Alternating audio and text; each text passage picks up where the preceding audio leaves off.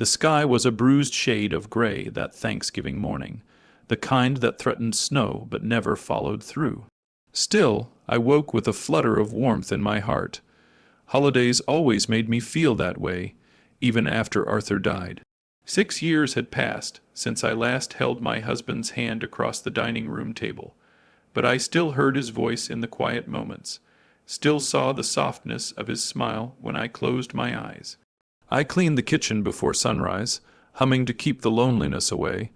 Then I began baking because baking for me was an act of love. 2 pumpkin pies, just the way Lily liked them, dense, not too sweet, with extra cinnamon. A loaf of pumpkin spice bread for my granddaughter, Emma, who once told me my bread tasted like a warm hug. And cinnamon rolls glazed with orange zest, a recipe Arthur used to beg me to make just one more time. When everything cooled, I packed the pies carefully, wrapped the bread in foil, and placed the rolls in a tin decorated with falling leaves. The car smelled like memories as I drove. Lily's house sat on the edge of a cul-de-sac, the same blue-gray paint it had when Arthur and I first bought it. We had gifted it to Lily and her husband 2 years after the wedding, wanting to help them get a head start. I had always thought of it as a gesture from my heart to hers. The moment I pulled into the driveway, I felt a flicker of nerves I couldn't quite place.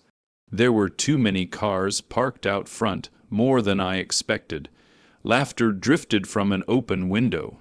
I smiled. A full house meant a full celebration. I walked up the steps, balancing my carefully prepared tray, and knocked. The door creaked open. Mark stood there, one hand on the doorknob, the other holding a half-empty beer. His expression hardened the moment he saw me. "Oh," he said flatly, "you're here." I blinked. Yes, Lily invited me for Thanksgiving dinner. My voice came out softer than I intended, like I was explaining something obvious to a stranger. He leaned his shoulder against the frame, blocking the doorway, something like a bouncer instead of a son-in-law. "Well, things changed," he muttered. "It's crowded." I tried to remain cheerful. "That's all right. I don't mind a crowd. I brought pies, and Emma's favorite. Yeah." He cut in, eyes flicking to the containers in my hands. "I see that." He didn't move aside.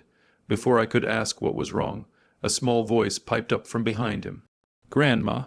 Emma's face peeked around the hallway corner, her brown curls bouncing as she hopped in place. My heart warmed instantly, but Mark turned and closed the space between them, blocking her view. "Go back inside," he snapped. "Dinner's starting." I frowned. "Mark, I can come in and no," he said sharply, finally stepping aside just enough for me to see into the house. The dining room glowed with warm lights. The table was set beautifully. China plates, cloth napkins, wine glasses sparkling. Every seat was filled. Lily stood near the kitchen counter, stiff as a board, avoiding my eyes. She looked to wrong. Nervous, pale, something sunk deep in my stomach. "Mom," she said softly, "you didn't have to bring all that." "I wanted to," I answered gently. "Where can I put everything?" Before she could reply, Mark snorted. "Actually, we don't have any room." I stared at him, confused. "No room for the food. No room for you." The words hit me with physical force, like someone had struck the side of my face. I stood frozen in the doorway, clutching the food I'd baked with so much love. Lily's eyes darted between us. She opened her mouth as if to speak, then shut it again. I could almost see the fear trembling around her like a cold aura. Mark shrugged, as if this was no big deal at all. "We've got too many people, not enough food, not enough chairs. You should have told us you were actually coming." Lily invited me last week." I whispered. He scoffed. "Guess she forgot to update me." He walked past me into the kitchen, opened a drawer, and pulled out a flimsy plastic plate, the kind you give a toddler during a backyard barbecue. He set it on the floor near my shoes and tossed a scoop of cold mashed potatoes on it, a sliver of turkey skin, and what looked like a broken roll. "There," he said, "if you're hungry." I stared at the plate on the floor, a plate on the floor like a dog. The humiliation spread through my chest like wildfire, burning deep into places I didn't even know could hurt. I felt my cheeks heat, but my fingers turned cold around the pie dish. Somewhere inside, I heard Arthur's voice, soft and steady. "Elinor, dignity is something you must never hand away." I straightened my back. "I see," I said quietly. Lily inhaled sharply, as if she might finally speak, but the moment passed. She lowered her eyes. That was the moment my heart cracked, not because of Mark, not even because of the plate, but because my own daughter, the child I raised, protected, loved with every breath, stood silent. I set the pies gently on the counter. I didn't say another word. I didn't look at Mark. I didn't even look at Lily.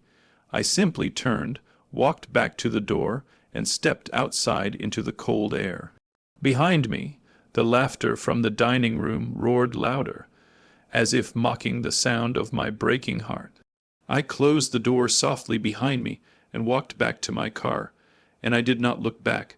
The drive home felt longer than it ever had before. The roads were silent, Thanksgiving lights twinkling from windows like tiny reminders of the warmth I'd just been denied. I kept both hands tight on the steering wheel, even when they trembled so hard I could barely steer. I didn't cry at first, not while I backed out of the driveway, not while I passed the park where I used to take Lily to feed ducks, not even when I saw a family carrying a pumpkin pie through their front door, laughing and hugging as if the world only knew kindness. But the moment I turned onto my own street, the moment I saw the familiar outline of my little house against the dimming sky, my breath cracked. By the time I pulled into the driveway, tears blurred the windshield. I parked crookedly, fumbled with the keys, and stumbled toward my door. The cold air bit at my face, but I barely felt it. All I could see in my mind was that plastic plate on the floor. So small, so degrading, so deliberate, and Lily, my sweet baby girl, standing silently as if she were a guest in her own life. I made it to my kitchen table before my knees gave out. The pies I'd baked sat there untouched, their surfaces glossy and perfect, mocking me with their unnecessary hope. The cinnamon rolls I'd made for Emma, her favorite, suddenly seemed like relics of a fantasy I'd foolishly believed in. My sobs echoed through the empty house. It was the kind of crying that didn't belong to one moment, but to years of hurt, years of loneliness, years of missing the steadiness of my husband's hand on mine. "Arthur," I whispered into the quiet. I thought she'd be safe. I thought I raised her better than this. A cracking sound escaped my throat, halfway between grief and anger. I cried until my tears ran dry. Then I sat in absolute stillness, staring at the cooling pies while the clock ticked away the rest of the holiday. For the first time in my life, I spent Thanksgiving entirely alone. Hash, hash, hash, asterisk, asterisk, the morning after asterisk, asterisk. I woke on the couch with a blanket half draped over me and my back aching. My head throbbed from crying, but my heart felt strangely clearer. Pain has a way of burning away illusions, leaving only truth behind. And the truth was this, asterisk, asterisk, I had allowed myself to be mistreated for far too long. Asterisk, asterisk, not just last night, but in dozens of small moments over the years. Moments when Mark had belittled me in front of others, when he'd dismissed my opinions, when he'd spoken over me so aggressively that Lily would force a smile and change the subject. I had excused it all. He's stressed. He works hard. He's just blunt. He's not used to affection. But last night was no misunderstanding. It was cruelty, and cruelty is a choice. I stood, wiped my eyes, and brewed a pot of coffee. As the rich aroma filled the kitchen, something inside me settled. A decision had taken root while I slept. A quiet, steady resolve. I wouldn't accept disrespect from anyone ever again, not even my own family. Hash hash hash asterisk asterisk the knock on the door asterisk asterisk at 11:30 a.m. Just as I sat down with a cup of coffee, 3 gentle taps echoed from the front door. I hesitated. Part of me feared it was Mark, coming to throw more salt on my wounds. Part of me hoped, irrationally, it was Lily apologizing with Emma in her arms. Instead, it was my neighbor, Clara. She stood there in a thick maroon sweater, her white hair pulled into a soft bun. In her hands was a warm casserole dish that smelled like cheddar and rosemary. "I didn't see your car leave this morning," she said with a soft, sad smile. "Thought maybe you'd like some company." The words nearly undid me. "Oh, Clara, my voice cracked. Her face softened even more. "Yesterday, when you came home, you were crying." She placed the casserole in my hands. "You don't deserve to spend Thanksgiving night like that." I didn't intend to tell her. I really didn't. I wanted to keep my humiliation tucked away in some private corner of my heart. But grief, when shared, becomes bearable. And so, standing in my doorway in my wrinkled sweater and swollen eyes, I told her the truth, every word. Every moment, every piece of humiliation, every silent failure from my daughter. Clara didn't interrupt, didn't gasp, didn't ask questions. She just listened, shoulders squared, jaw tight with indignation. When I finished, she exhaled sharply. "That man has no soul," she said, "and Lily, sweet as she is, has no idea how far she's drifted." She leaned closer. "People need to know what he did. I don't want to embarrass them." I whispered no. Her voice firmed. "This isn't embarrassing. It's wrong. And wrong things come to light whether we want them to or not." She gave my hand a squeeze before leaving. What I didn't know then was that Clara had already told her husband, and he told the neighbors across the street, and they told the families who always invited Lily and Mark to block parties and game nights. By sunset, the entire neighborhood knew. And by morning, far more people knew. Hash hash hash asterisk asterisk on the other side of town asterisk asterisk. While I sipped reheated coffee and tried to piece my heart back together, Lily sat at her own table, unable to eat the plate of leftovers Mark had thrust in front of her. She hadn't slept. Every time she closed her eyes, she saw my face at the door, hurt, humiliated, leaving quietly because she hadn't said a single word to stop it. Guilt clawed at her chest with every breath. "Are you going to sulk all day?" Mark snapped from the couch. "It's not like she didn't deserve it. She's always butting into our business."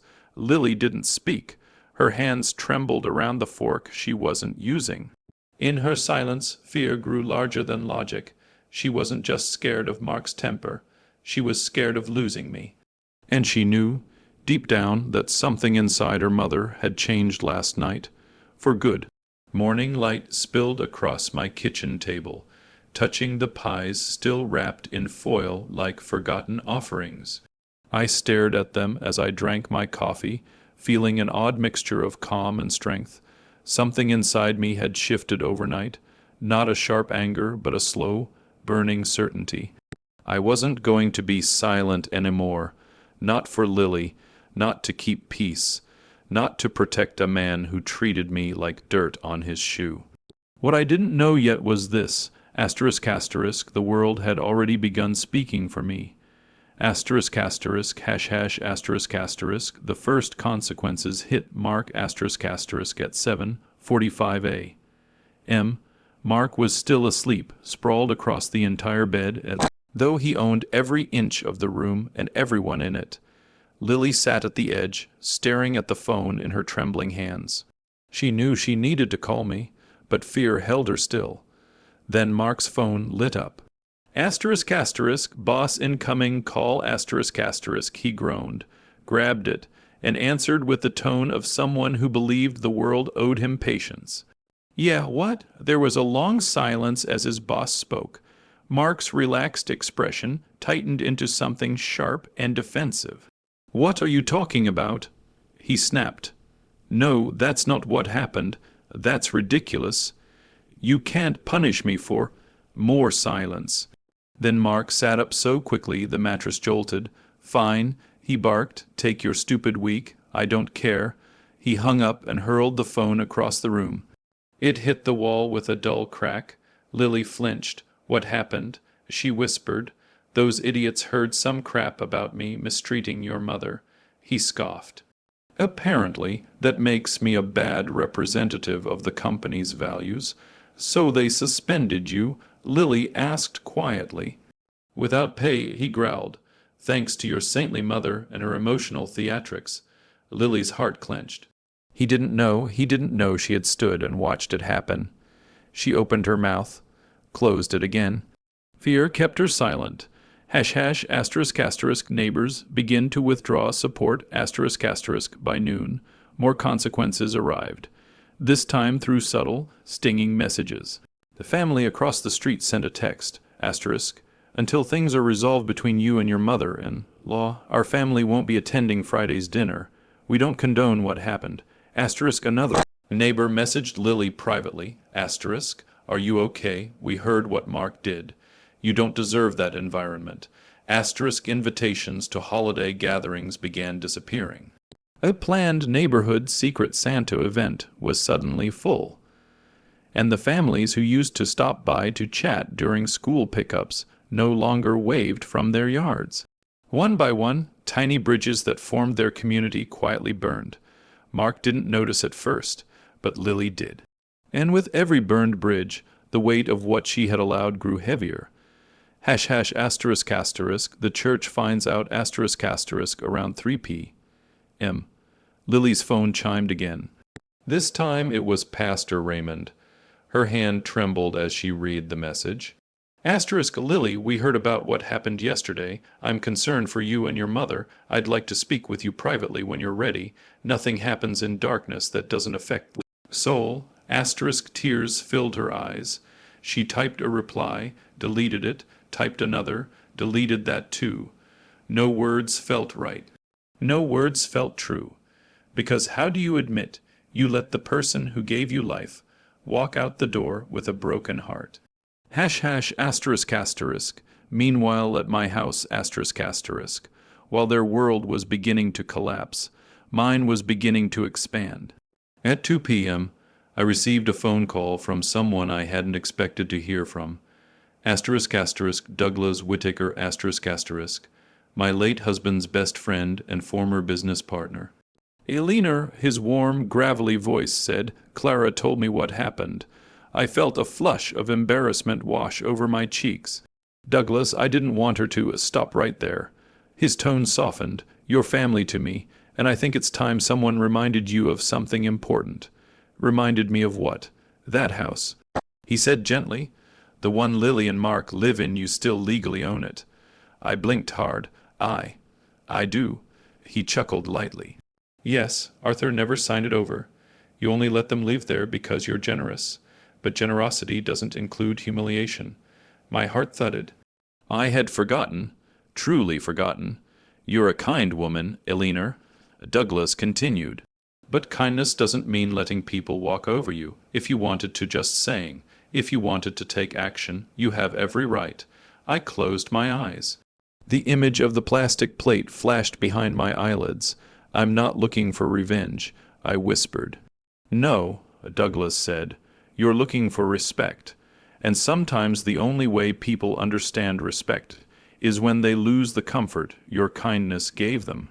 His words settled into me like a stone dropped into still water, soft at first, but rippling outward with meaning. Thank you, Douglas. If you need a lawyer, he added, I know a good one. ***, Lily breaks *** by evening. The storm inside Lily finally overflowed. She stood in the kitchen, staring at the sink full of dishes, her hands gripping the edge of the counter so tightly her knuckles turned white. Mark stormed in behind her. Did you see what those idiots posted on Facebook? He snarled. They're making me out to be some kind of monster. Lily swallowed hard. Mark, maybe if you apologized, he spun around, eyes blazing, apologized to her. She's the one who made a scene. She should apologize to me for embarrassing our family. Lily's throat tightened. Our family, she whispered.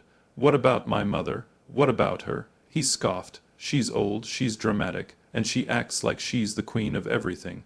Maybe you don't see it, but I do. That did it. The dam inside her burst. Tears spilled down her cheeks. Stop, just stop, she cried.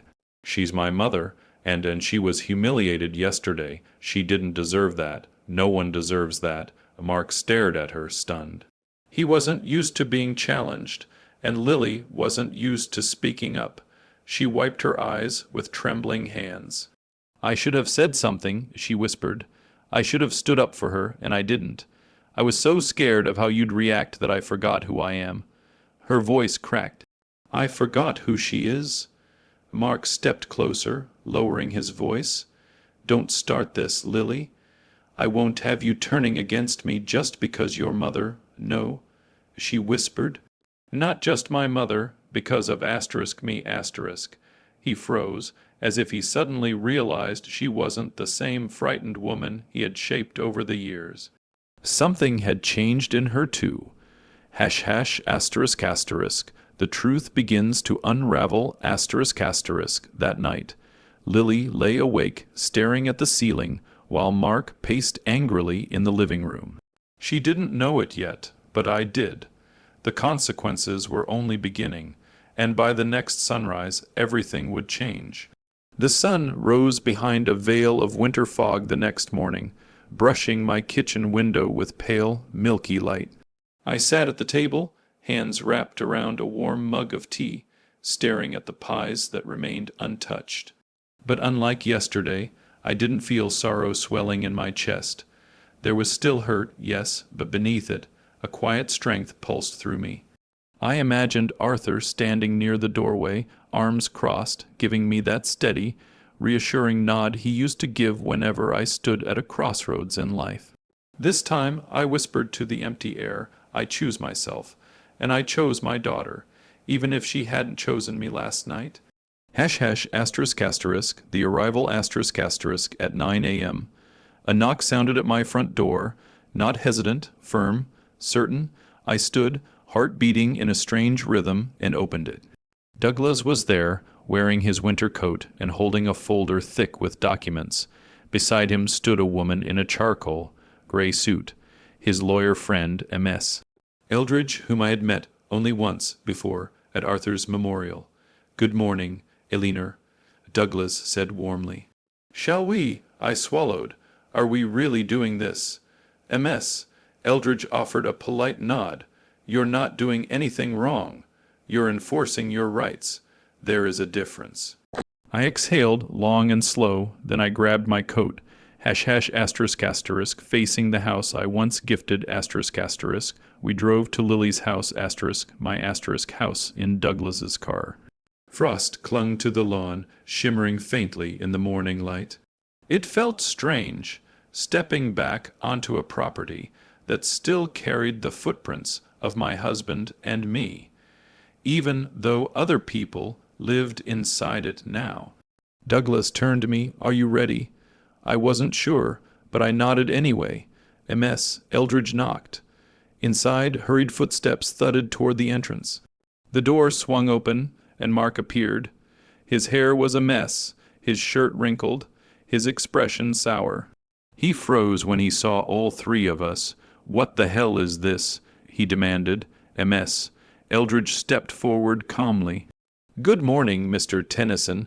I'm here on behalf of the homeowner. The homeowner, his brow creased. What are you talking about? This is my house. No, she corrected crisply. It isn't. His eyes snapped to me. What is this, Elinor? Some kind of stunt. This isn't a stunt, I said softly. It's long overdue. Douglas handed him the papers. You have 30 days to vacate the property. Mark's face went red. You can't just kick me out, he yelled. We've lived here for 4 years, Lily and I. Lily was never on the deed. MS. Eldridge said, neither were you. You lived here at Elinor's generosity.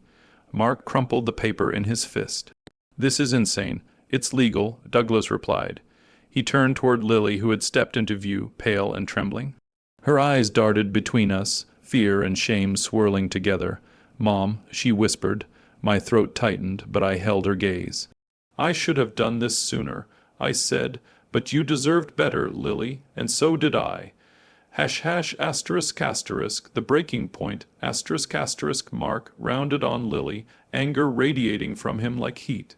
"Did you know about this?" he snapped. Her voice cracked. I didn't. But after what happened yesterday, after what you did, can you really be surprised? I didn't do anything wrong," he shouted.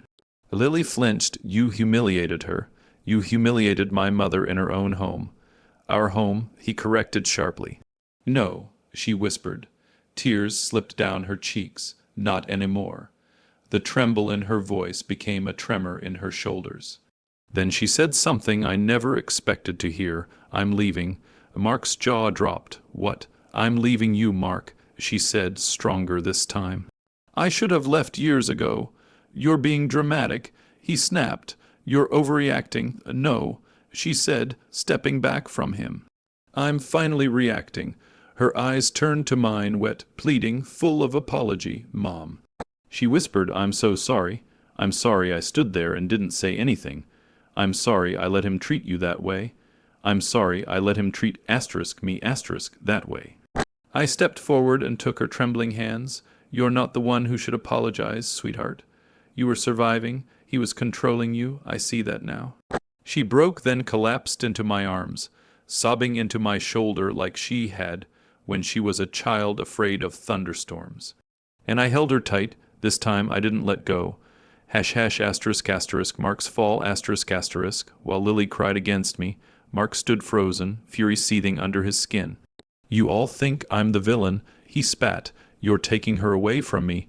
You're taking my house, my family." "No," Douglas cut in, voice stern. "You did that yourself." Mark's mouth twisted, but there was nothing left for him to argue. Not against the law. Not against accountability. Not against the truth finally spoken aloud. For the first time he understood he had lost. Everything. #**, a new beginning, ***. 2 weeks later, Lily and Emma moved into my house. Not permanently, just until Lily found a place of her own. But the moment they walked through my front door with their suitcases, the house felt alive again. We baked together. We decorated for the holidays. We watched old movies curled up under blankets. Emma drew pictures and taped them to the fridge. Little stick figures holding hands labeled me Mommy. And Grandma. Lily cooked dinner almost every night, insisting it was the least she could do, and I watched her blossom again, slowly, tenderly, like a wilted flower finally receiving sunlight.